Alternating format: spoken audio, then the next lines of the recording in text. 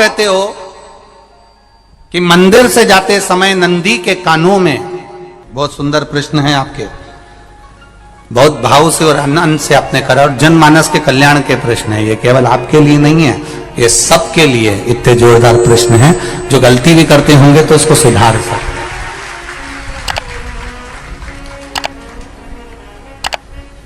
आपने कहा कि नंदी के कानों में कहना चाहिए, लोग हंसते हैं, कहते हैं बताओ वो नंदी के कानों में भगवान को कहना चाहिए। वैसे तो हम आपको एक बात बता दें कि दुनिया के लोग किसी दूसरे धर्म की कभी हंसी नहीं उड़ाते। दुनिया के लोगों को दूसरे का धर्म अच्छा लगता है। दुनिया के लोग सबसे ज्यादा हंसी उड़ाते हैं तो हमारे सनातन धर्म की ही उड़ाते हैं, और जी खुद उड़ाते हैं, दूसरा उड़ाने वाला नहीं होता। दूर के ढोल हमें समझ में आते हैं, उसका धर्म हमें समझ में आ गया, उनके क्या है ऐसा है, आओ कुछ नहीं, उनके धर्म में ऐसा है, कितना आनंद हमें दूसरे के धर्म में लग रहा है, और हमारा सनातन धर्म हमको बुरा लगता है। हमारे सनातन धर्म हमें बुरा लगने लगा। अरे भाई, लोग कहते हैं कि नंदी के कान में कहते हो, ये कोई हमारे पुराणों में या शास्त्रों में लिखा है? भगवती बहन साहू, आपको धन्यवाद देना चाहूंगा और एक बात कहना चाहूंगा,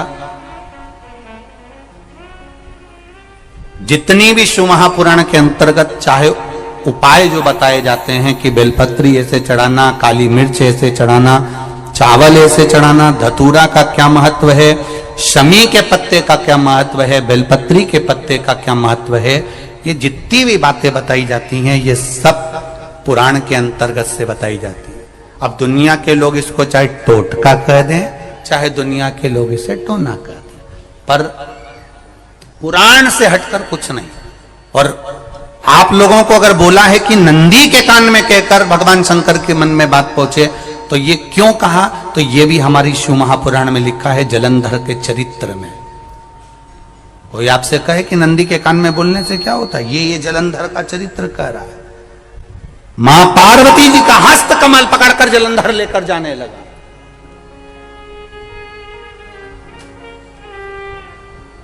वृंदा का पति लेकर जा रहा।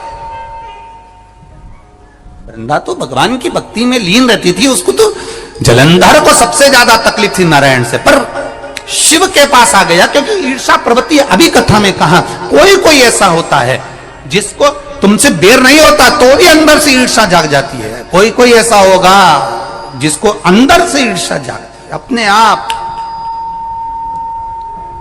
आप अंदर से ईर्षा जागती है, उसका कोई बेर नहीं, पर ईर्षा जाग गई, भीतर से ईर्षा जागा। ना आप उससे मिले हो, ना कभी वो आप उसके सामने बैठे हो। कई लोग किसी ना किसी की बुराई करते हैं तो हम लोग पूछ भी लेते हैं, क्यों साहब उनसे मिलकर आए हो क्या तुम? कभी नहीं मिल किया है, कभी उनका सामना हुआ नहीं हुआ, तो फिर बुराई क्यों कर रहा? एक ने कर दी थी इसलिए हमारे ध्यान में था तो हमने भी कर दी। लो, वो कुआं में डूब के मरेगा तो तू भी मरेगा का? नहीं। नंदी सामने बैठा है, गणेश जी को मालूम पड़ गया, कार्तिकेय को मालूम पड़ गया, मां पार्वती जी का हस्त कमल जलंधर ने पकड़ लिया और लेकर चला। मालूम पड़ गया, तब नहीं रहा गया। गणेश जी को क्रोध आ गया और गणेश जी महाराज आए, शिव जी को जगाने लगे, पिताजी पिताजी पिताजी कर कर जगाया, उठो पिताजी, पिताजी उठिए, पिताजी जागिए, पिता को जगा रहे हैं। भगवान शंकर नहीं उठे, तप में लीन थे। क्या करें हम? जलंधर के पास में इतना बल है, इतना बल है, और पिता की आज्ञा नहीं होगी तो हम कैसे मार देंगे इसको? मारने को तो हम मार दें। मां ने आज्ञा करी थी कि जलंधर उसको तारकासुर को मार दो, तो कार्तिकेय ने तारकासुर को मार दिया।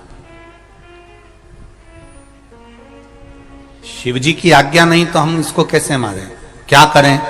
सब कुछ गणेश जी ने देख लिया, शंकर जी के ऊपर बहुत बहुत बहुत बहुत प्रार्थना कर कर देख ली, पर शंकर जी नहीं जागे। तब आखिरी में विनायक ने, गणेश ने, जितने लोग आस्था चैनल पर कथा सुन रहे हैं, जितने लोग फेसबुक यूट्यूब पर कथा सुन रहे हैं, इस बात को याद रखना कि नंदी के कान में कहने से क्या होता है वो ये इस कथा से सीख लेना।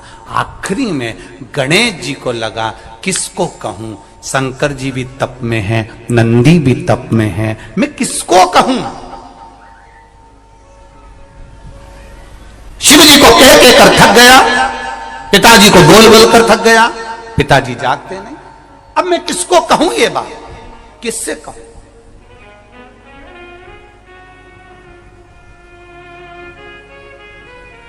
विनायक गए सीधे अब नंदी के पास में। नंदी भी तप में लीन थे, शंकर जी की ओर मुख था, शंकर जी की ओर मुख था। गए और जाकर तुरंत विनायक ने नंदी के कानों में जाकर कहा, नंदीश्वर, मैया का हाथ पकड़कर जलंधर लेकर जा रहा है, पिताजी तप में लीन है, कृपा करिए ना। बस केवल नंदी के कान में कहा, गणेश जी दूर हट गए। नंदी के कान में कहा, शंकर जी के नेत्र खुल गए, शिव जी के नेत्र खुले। ध्यान देना जरा, इस शिव महापुराण की, आशुतोष शिव महापुराण की कथा, जो कथा यहां कही जा रही है, यह कथा पहले के चरित्रों में सुनने को नहीं मिली होगी। जरा ध्यान देना इस संवाद पर, जितने लोग आस्था चैनल पर, जितने फेसबुक यूट्यूब पर सुन रहे हैं। सनातन धर्म की हंसी उड़ाने वाले कह देते हैं नंदी के कान में कहने से क्या होता है, नंदी के सामने जाकर बोलने से क्या होता है, नंदी के पास बैठकर बोलने से क्या होता है, नंदी के पास बैठकर शंकर जी का मात्र दीदार करने से क्या होता है, दर्शन करने से क्या होता है। वो अच्छे से समझ लेना, जो लोग सनातन धर्म पर उंगलियां उठाते हैं वो अच्छे से समझ लें इस बात को।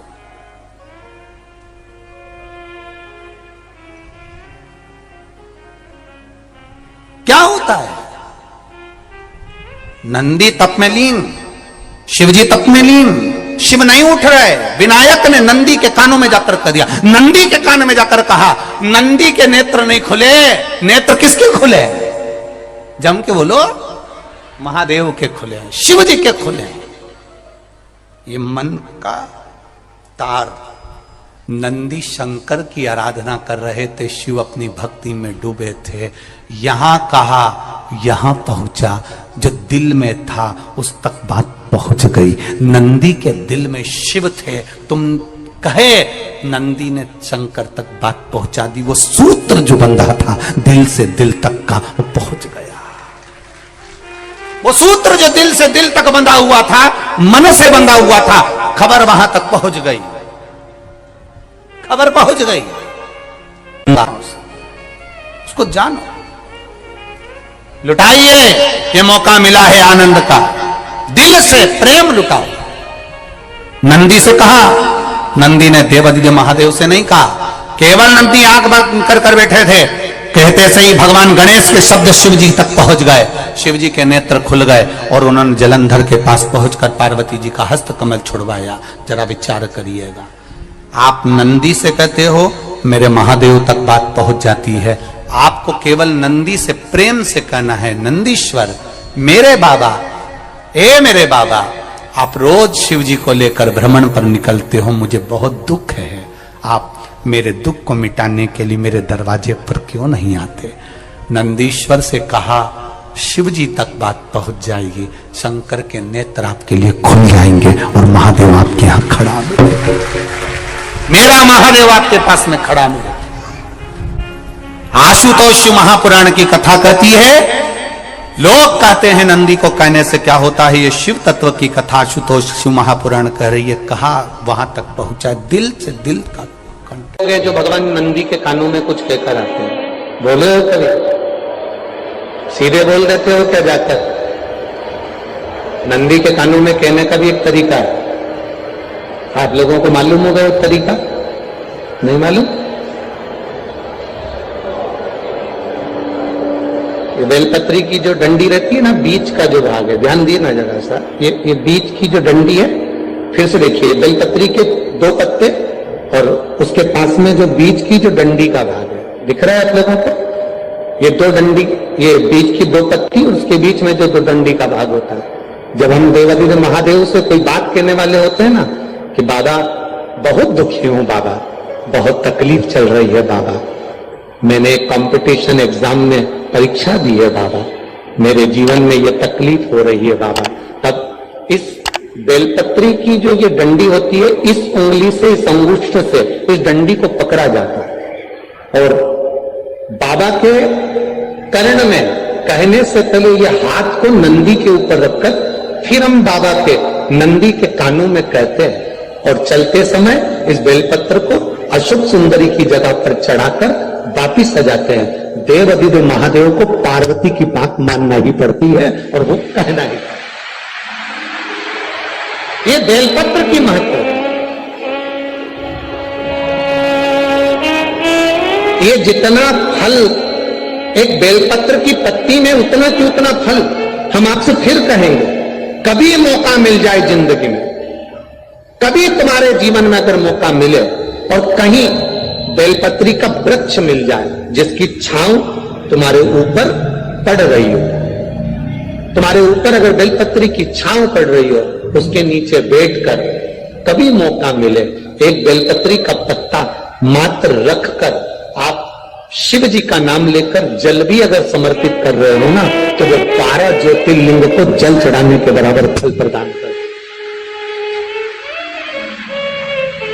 एक बेलपत्री का पत्ता, एक बेलपत्री का वृक्ष, एक बेलपत्री के वृक्ष की छांव हमारे जीवन को कृतार्थ कर देती है, धन्य कर देती है, कृतार्थ।